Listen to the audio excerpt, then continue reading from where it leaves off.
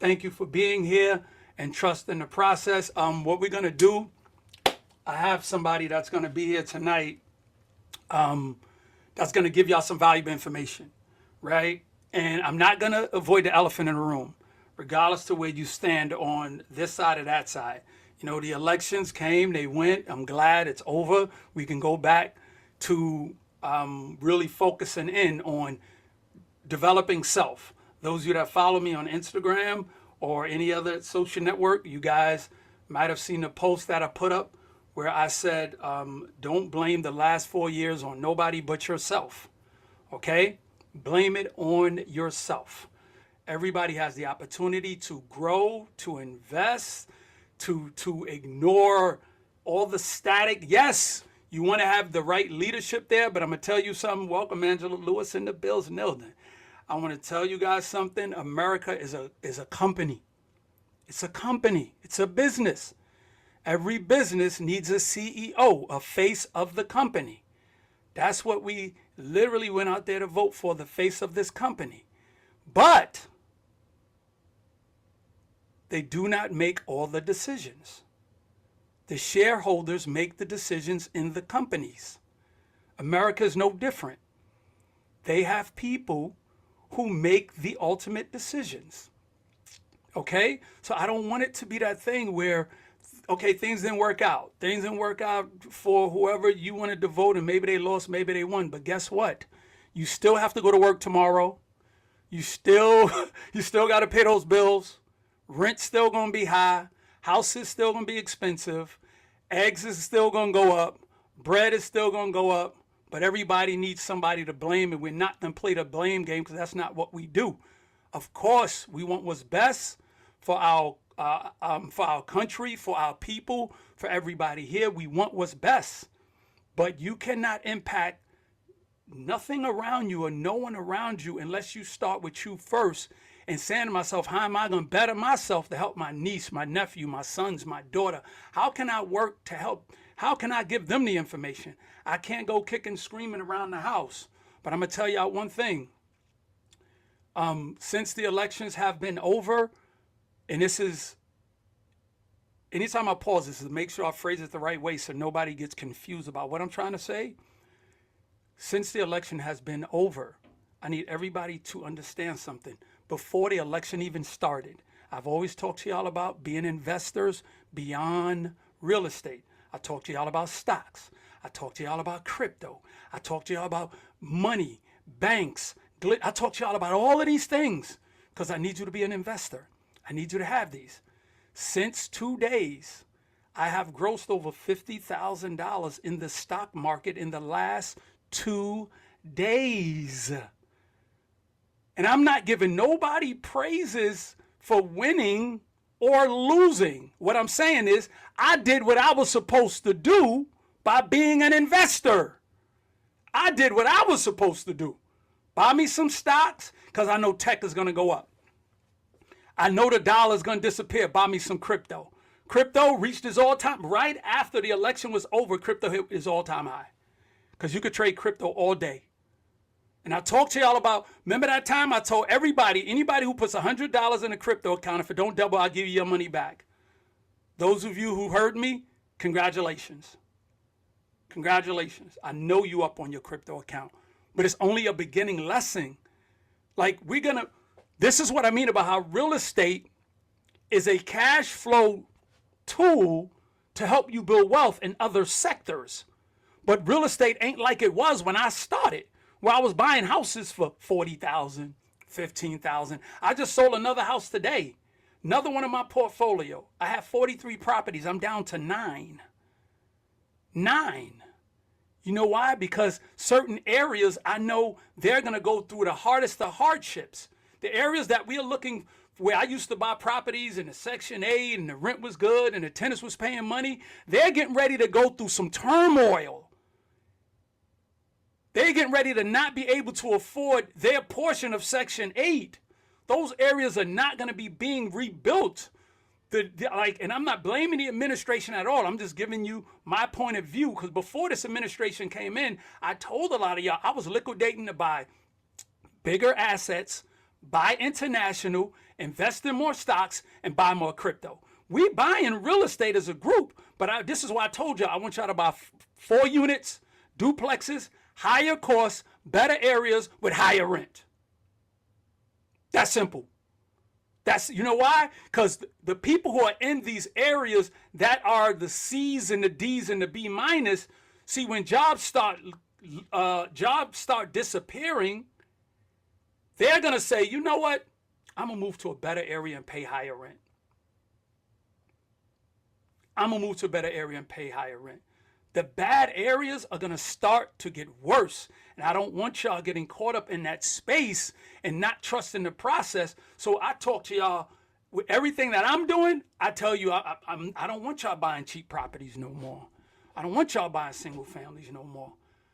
If y'all notice anything that was taking place, and I love to dissect stuff, which I want y'all to get accustomed to always asking why 3 or 4 times. I always say that. The biggest conversations throughout this whole thing with the elections was, well, I'm going to give you $50,000. I think it was $50,000 to be an entrepreneur and start a business. Could have been 25, but the point is, everybody wanted to give you money to start a business because nobody could say, we're going to create more jobs. They can't. There's no more jobs coming. Notice that. Notice every politician, I'm not talking just president. I'm talking Congress, I'm talking mayors, I'm talking governors, I'm talking Senate. Nobody said we're going to create 100,000 jobs. Because they already know in the back room, jobs are going to be gone, so they're encouraging you to become an entrepreneur. They're encouraging you to start a business. They already know what the housing market is going to do, so they're encouraging you to buy real estate to give you some money because they know the rents are going to push people out of their homes. 50% of people's salaries are going towards paying rent. The next generation that's coming up, they will never know what it's like to have your first apartment by yourself.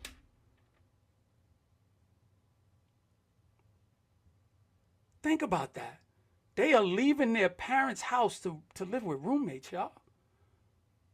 Don't you think that's gonna impact them psychologically? Because they're being groomed to be forever renters. When I got my own place, it groomed me to say, I don't want to pay nobody's rent. I'm gonna own. So I want you to think about all the next steps that's taking place. All the next things you should be doing, the things you should, don't be laughing at me, Joy M. All the things you should be investing in. Now, unless it's some other stuff you're laughing at, but all the things you should be investing in, all the ideas, all the things that we're talking about, all the things that I'm sharing with y'all, I'm sharing with you every single thing that's in me that I'm doing, because you know why? If everybody in here don't make at least an extra $20,000 to $50,000 by the end of next year, I'm going to be pissed. Pissed. I don't want you to buy stocks now. I want you to wait till it goes down 25% because it's at a high right now. I want you to look at all the big stocks. I don't want you to go, oh, there's a company just like Tesla. Just go buy Tesla. There's another company that's just like Facebook. Just go buy Meta. There's another company that's like, just go buy Google. But wait till these things drop 25% because they're at their height right now. And what's going to happen is going to be a pullback because the wealthy people don't buy at top price. What they do is they say, look, y'all, we're going to put this much money into these companies, but we need a pullback. And when you see a pullback that 25%, I want you to load that cannon. I want you to buy something. I want you to buy something. I want you to think about something. Let's not think about who won, because that's not what this conversation is about, who won or who lost.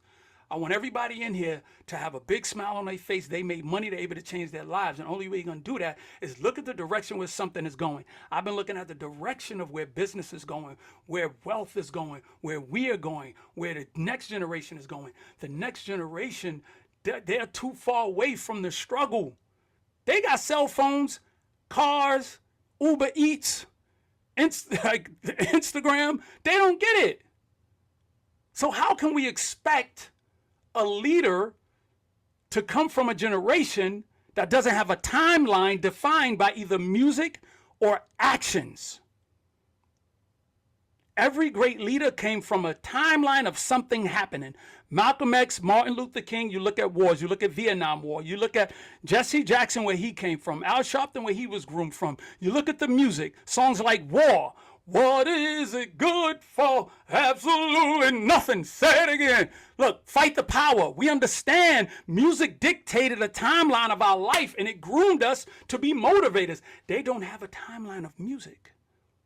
They don't have a timeline of leaders. They don't have a timeline of a struggle or pain. So I don't want everybody or anybody to go, well, you know what? All we need to do is stick together. All we need to do is create a joint. I did an interview and he said this, and I had to step in. He said, well, if we just start, creating communities amongst all our people and all this. I said, bro, I'm going to tell y'all the truth. There comes a certain point when you got to realize groups ain't winning no more. This kind of group is winning. You can't go out your door and try to make your block association a community that's going to support you. Kids don't know kids. Neighbors don't know neighbors. This is your community. This is your family. This is the information and the investment. We walk past our neighbors all the time. So you're going to have to make a hard choice to say, I'm going to let some people go. I'm going to let some family go. I'm not going to turn around and turn to a pillar of salt. I'm not going to let that happen because guess what? I got to focus on the direction. I got to focus this way. And I'm talking sisters, brothers, adult kids. I'm talking those in their 30s and 40s. Like, you just got to let some people go. Because you are at a pivotal time right now. You're at a time to build wealth, and you're at a time that you're going to watch people, institutions, and other things where they're going to let